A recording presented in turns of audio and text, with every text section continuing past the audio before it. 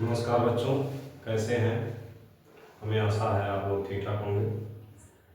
हम भी ठीक हैं और भगवान से मनाते हैं कि आप लोग बहुत ही अच्छे तरीके से मेहनत करें और मेहनत से ही सक्सेस मिल सकती है, मेहनत से ही सफलता मिल सकती है। बिना मेहनत के कोई सफल नहीं होता, कोई कोई भी सफल नहीं होता बच्चों। तो इसलिए आपको सफल होने के लिए मेहनत तो करना ही पड़ेगा, बिना मेहनत के कुछ नहीं होने वाला। तो हमारा आप लोगों के लिए मनोकामना है कि आप मेहनत करें और सफल हों। ठीक है, तो हम आपके लिए अगला पार्ट ले आए हैं पॉलिटेक्निक एंट्रेंस एग्जाम का फिजिक्स का, विद्युत विद्युत स्थिर विद्युत। उसमें क्या है बच्चों, स्थिर विद्युत, स्थिर विद्युत। ठीक है, स्थिर विद्युत, स्टैटिक इलेक्ट्रिक, स्टैटिक इलेक्ट्रिक। ठीक, क्या है स्टैटिक इलेक्ट्रिक या इलेक्ट्रिसिटी कह सकते हैं, इलेक्ट्रिसिटी। ठीक है, इसमें बच्चों सबसे पहले हम जानते हैं आवेश। क्या आवेश,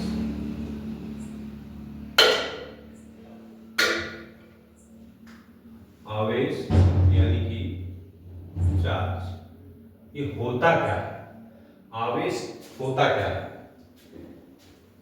साइंटिस्ट काफी मेहनत किए आवेश की जानकारी प्राप्त करने के लिए।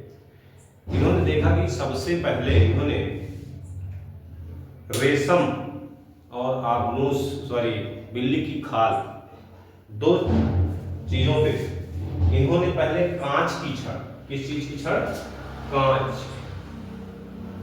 कांच की छड़ को किस पर रगड़ा, रेशम पर। किस पर, रेशम पर। बाद में किस पर रगड़ा, बिल्ली की खाल। ठीक, इन्होंने पहले दो छड़, एक दो, दोनों सेम यानी कि रेशम पर रगड़ा। ठीक है, उसके बाद इन्होंने दोनों छड़ों को धागे में बांधकर यूं लटकाया, यूं लटकाया। तो इन्होंने देखा क्या, धागे में इन्होंने देखा कि ये छड़ इस प्रकार हो गए। कैसे हो गए, ऐसे, यानी एक दूसरे से दूर हट गए। ठीक है, इसके बाद इन्होंने क्या किया, आगनूस की छड़ को रेशम पर रगड़ा। तो वही स्थिति देखा, दोनों ऐसे एक दूसरे से दूर हट गए। फिर इन्होंने एक छड़ बिल्ली की खाल पर रगड़ा और एक छड़ रेशम की खाल। तो इन्होंने देखा कि ये छड़ यहां पे हम टांग रहे हैं, ये छड़ क्या हुए, एक दूसरे के करीब आ रहे थे। यानी कि इन्होंने दिमाग लगाया और सोचा कि अगर हम सेम चीजें कोई कर रहे हैं, यानी सेम किसी खाल पे रगड़ रहे हैं, कोई छड़ सेम जगह पे रगड़ रहे हैं, तो हम देख रहे हैं कि दोनों एक दूसरे से दूर भाग रहे हैं। जब अलग अलग रगड़ रहे हैं तो देख रहे हैं दोनों एक दूसरे के समीप आ रहे हैं।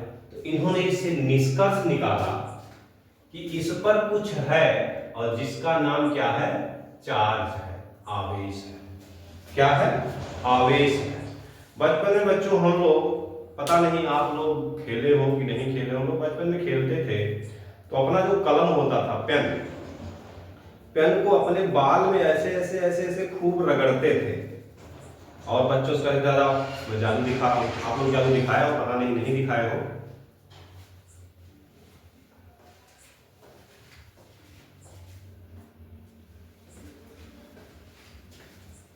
तो जब हम इसको ऐसे ऐसे करते थे तो उसके बाद जो छोटे छोटे कागज के कण होते थे उनके पास ऐसे ले जाते थे तो सारे कागज के छोटे छोटे कण यहाँ पे चिपक जाते थे। क्या होता था? चिपक जाते थे। और बिना करने तो बच्चों को दिखाया जाता था, ये लो, ये देखो चिपक गया सारा, हमने ऐसा किया अपने सर में और जादू आ गया। ठीक है ना? तो हम लोग खूब जादू गाते थे। अब आप लोगों का जादू तो मोबाइल में निकल जा रहा है। हम लोग बचपन में बहुत सारे खेल खेलते थे, वो भी एक अगर ध्यान से देखा जाए तो वैज्ञानिक उस पर ही आधारित था, लेकिन हम लोग उसको अनजान थे, अनभिज्ञ थे, नहीं जानते थे। तो आप लोग तो सब कुछ करें नहीं, आप लोग बस अंगुली सरकार है, वो अंगुली सरकार है।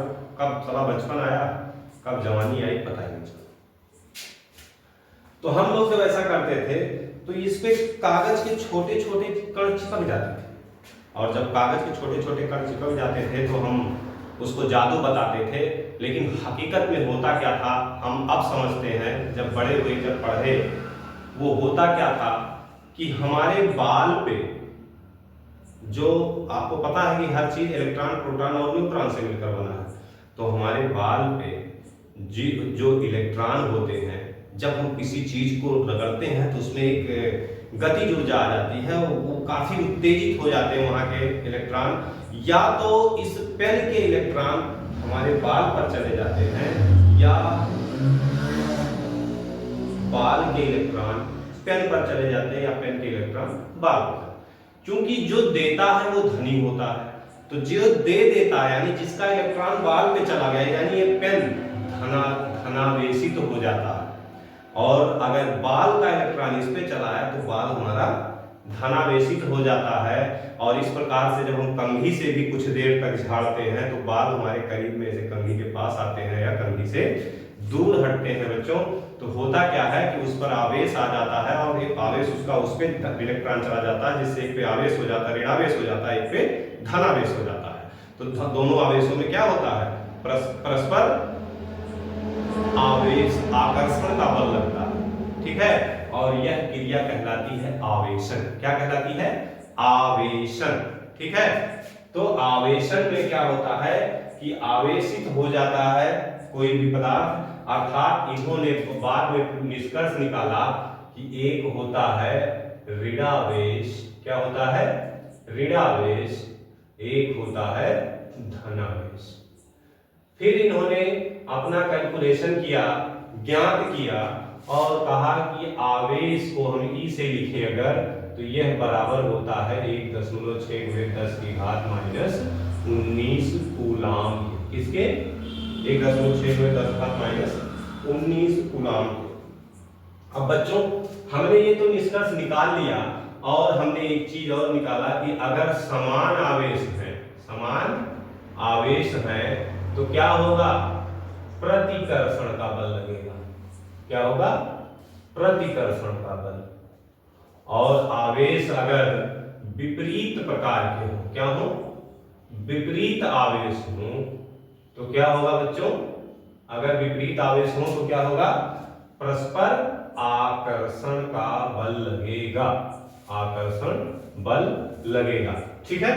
हमने जान लिया कि आवेश क्या है, दो प्रकार के होते हैं, आवेशन क्या है, और इस पर किस प्रकार के बल लगाए जा सकते हैं, लगते हैं। इन सब को इसी आधार पे कूलाम, एक वैज्ञानिक है, उन्होंने एक नियम दिया। क्या दिया? कूलाम का नियम। इन्होंने क्या नियम दिया बच्चों? ध्यान देना, अगर दो आवेश ऐसे हैं, अगर इस पर प्लस आवेश है, इस पर प्लस ही रख लो, और इनके बीच की दूरी r है, तो इन्होंने इस पर एक नियम दिया। नियम क्या है? ध्यान से देखना।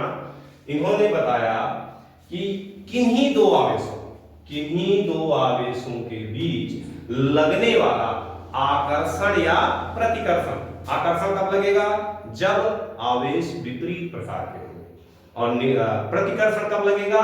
जब आवेश समान प्रकार के होंगे। यानी कि जब दोनों धनावेश होंगे तो प्रतिकर्षण का बल लगेगा, दोनों ऋणावेश होंगे तो प्रतिकर्षण का बल लगेगा, और यदि एक धनावेश होगा, एक ऋणावेश होगा, तो उन दोनों में क्या होगा? परस्पर आकर्षण का बल लगेगा। ठीक है, तो इन्होंने कूलाम का नियम जो दिया, इन्होंने बताया कि किन्हीं दो आवेशों के बीच लगने वाला आकर्षण या प्रतिकर्षण बल दोनों आवेशों के गुणनफल के समानुपाती और उनके बीच की दूरी के वर्ग के व्युत्क्रमानुपाती होता है बच्चों। अर्थात इन्होंने कहा कि F समानुपाती Q1 Q2 और F व्युत्क्रमानुपाती 1/r²। और इस प्रकार से इन्होंने लिखा, दोनों को सम्मिलित कर लिया तो ये हो गया Q1 Q2/r²। और इसमें जो हम समानुपाती का चिन्ह हटाए तो यहाँ पर एक नियतांक आता है बच्चों 1/4πε0 Q1 Q2/r²। क्या आता है? Q1 Q2/r²। बच्चों अगर माध्यम कोई युवायु या निर्वात हो तो उसके लिए परावैद्युतांक माध्यम 1 माना गया है। अगर कोई परावैद्युतांक माध्यम हो तो के मान लेते हैं। बच्चों थोड़ा सा रोड के किनारे है कोचिंग, तो थोड़ा सा गाड़ी उड़ी आते जाते रहते हैं, इसलिए मैं रात में बनाने आया हूँ, फिर भी डिस्टरबेंस है। और ठीक है, तो ये के ले लिया जाता है। ठीक, और एक चीज, इस 1/4πε0 का मान होता है बच्चों 9 × 10⁻⁹ न्यूटन मीटर स्क्वायर प्रति कूलम स्क्वायर। इसको जरूर याद कर लेना ये मान।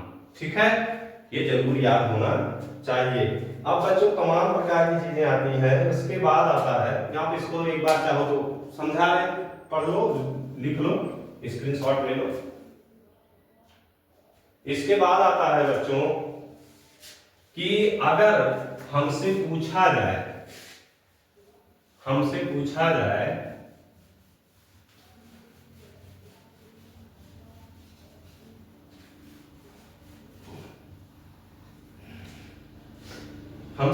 जाए कि इलेक्ट्रॉन पर आवेश कितना होता है, तो हमने आपको बताया कि E बराबर 1.6 × 10⁻⁻19 कूलम।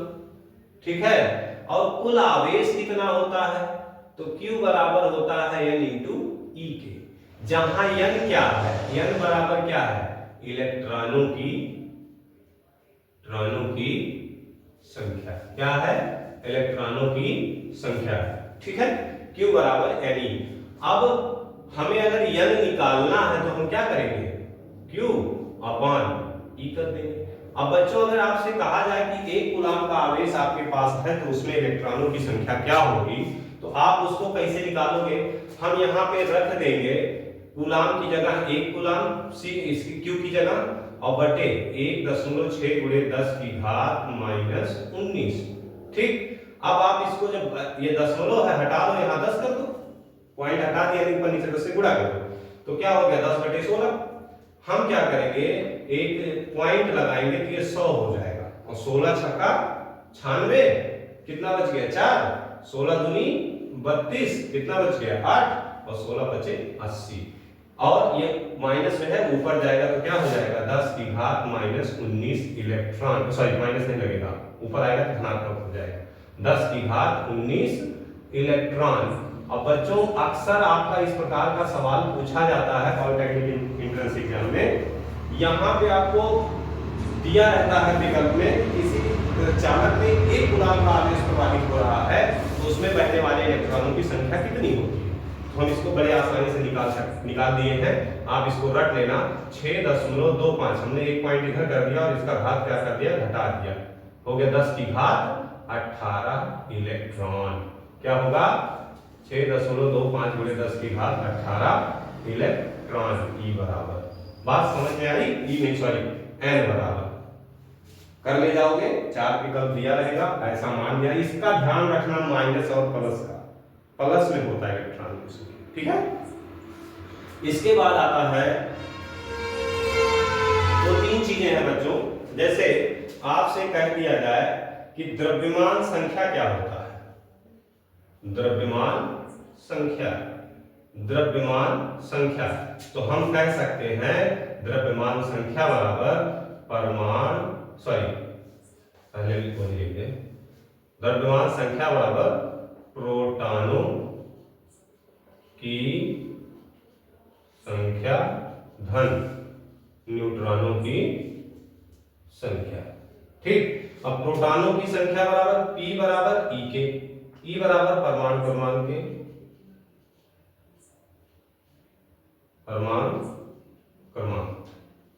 बात समझ में आई? P बराबर E बराबर परमाणु।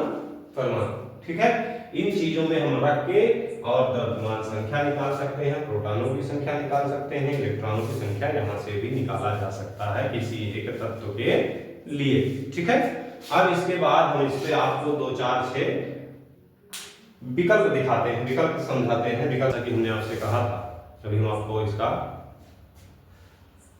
एग्जाम्पल देंगे, तो हम आपके लिए वो एग्जाम्पल है कि क्वेश्चन लेके आए हैं। क्वेश्चन है पहला कि कोई